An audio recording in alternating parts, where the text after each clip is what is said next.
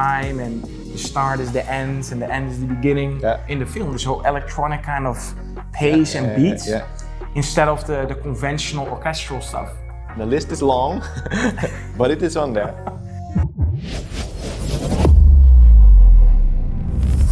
Hey guys, welcome back to another Hunchback React, and we're here back with Minko Kalsbeeksat. Hello, thanks for having me. Minko did a lot of trailer tracks for us, beautiful music written, also ambient soundtracks on Between Frames, one of our labels. And I kind of want to know, maybe a little bit in correlation to what we're going to react to go back in time to when did you actually discover the beauty of composition, and why did you get attracted to music production in the first place? Do you remember that? Yeah. My dad got his old work computer, he brought back home. Yeah. They could buy it. A friend of my brother's soldered like a sound card that you could put on a printer port. Yeah. And then I could connect that computer by that device to my stereo. And then if I push the button, sound would come out. So that was the first thing that I started experimenting with that. And I like that more than playing video games. We are going to react to TENET. Oh yeah. And they definitely use something new. Not the typical orchestral or climactic epicness, but they went a little bit more in the electronic hip-hop-ish scene. Yeah. So that's kind of the trailer we're going to react to now. Shall we just watch it and check out what we have to say about this electronic approach? Ooh, okay. Starts with the right sounds, right? And then you got this. What is this? Some stinger with some new wave.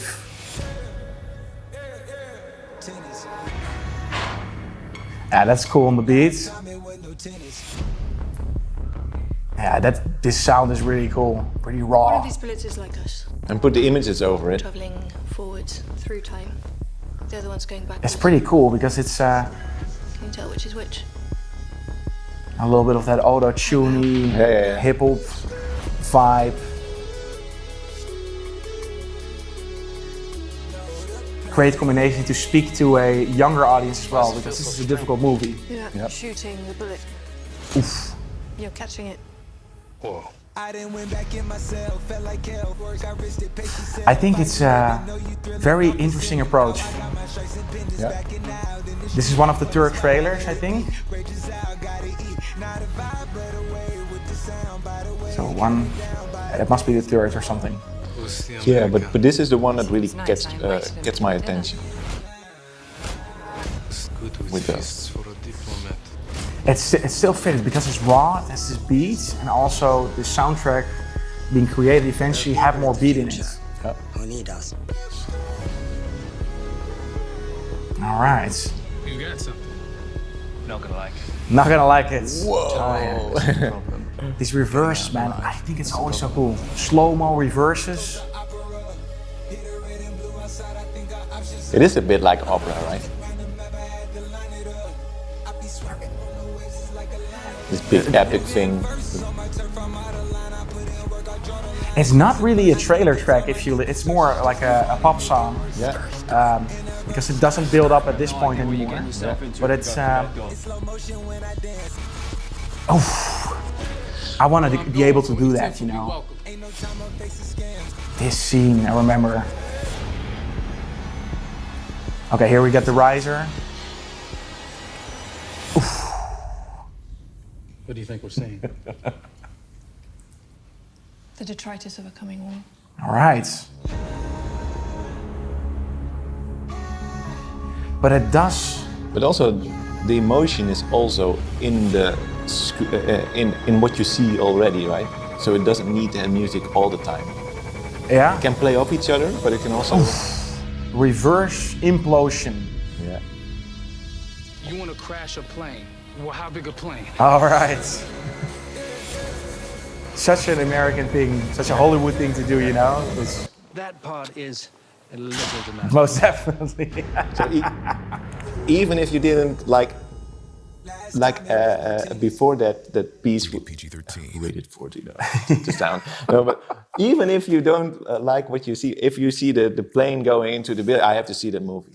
Yeah, no, so this I think this is a brilliant approach. This was Travis Scott, and I think he wrote this specifically because he's saying the words Tenet as well for this movie. And what I really think is amazing from the whole production crew, from Nolan, Christopher Nolan, the director of this movie, is that they always find the right line between very kind of difficult subjects, very difficult subjects to make, but also sell it on a very global way. So they speak not only to the people that are into that, or especially look at Interstellar, where it's also about quantum mechanics and stuff, and about black holes, and that's kind of difficult subjects.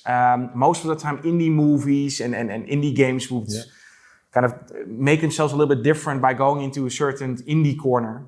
Yeah. But by doing this, you're speaking to this whole young crowd that, of course, loves the action of this movie, but you attract them as well to make them curious about this very interesting concept about reverse and time, and the start is the end and the end is the beginning. Yeah. So really, really good marketing. Yeah, and it's also not too out there, but that's what you also try to say, right? It's not too much out there, but it's also not the standard thing you see. I would say it keeps it elegant. So you can of course go for music supervision where you go into a direction where I'm like, okay, that's maybe a little bit like on the nose. I think they used I'm a Survivor for Tomb Raider, where I'm like, okay, guys, that's like the most obvious choice. I don't find that the most creative option. Mm-hmm. But for this one, very interesting. And I know Will Smith always make like these soundtracks for the movie, you know, like this theme song for Man in Black. And that kind of went away. Yeah. And now it's kind of it's not the theme song per se, I guess, but it's just a song written for the movie that's more of a pop structure. Mm. Very cool approach, marketing-wise as well. So when people are a fan of Travis Scott and they listen to that music, they're like, what is this? Oh, it's for this movie. So you also pull like this whole different audience to it to make them interested in it. Yeah. But if it says Christopher Nolan, it will be on my list to check out. Yeah, so we like the director, we like Inception, Interstellar, and Memento, and all these like super cool movies that we say, okay, if his name is on it, like this is definitely something that you should be curious about. At least that's how it's provoking me always. Yeah. Then again, I do like the approaches the whole production of Syncope is doing for their trailers. They always want to try to not give everything away. Yeah. So, but then sure, you need to sell something. So by making this combination between like the super cool images of this reverse Tenet movie, and then using that kind of music, which is also used in the film, this whole electronic kind of pace and beat, instead of the conventional orchestral stuff. Yeah. What do you think of that? Well, I haven't seen this one yet. You haven't seen it. You definitely should watch this one. It's on my list, and the list is long, but it is on there. And I haven't seen it coming on the streaming services yet, I think. Okay. I sometimes rent also, so it could be... I would say if you eventually come down, because there's so many good movies being made and so many cool games, so there's almost so much time. Nolan I watch most of the time. It's like, it's on the list. It is and that's what I'm saying, it's a difficult, complex story, and I think Nolan has just a thing for structure. So if you look at Memento, of course you understand that he wanted to do it again. There's the whole structure of a movie. Can you reinvent that? And can you do something very interesting with it? I think it's an anagram. No, it's if you say two words like Hannah or Tenet, you can read it from back to front or front to back. Yeah.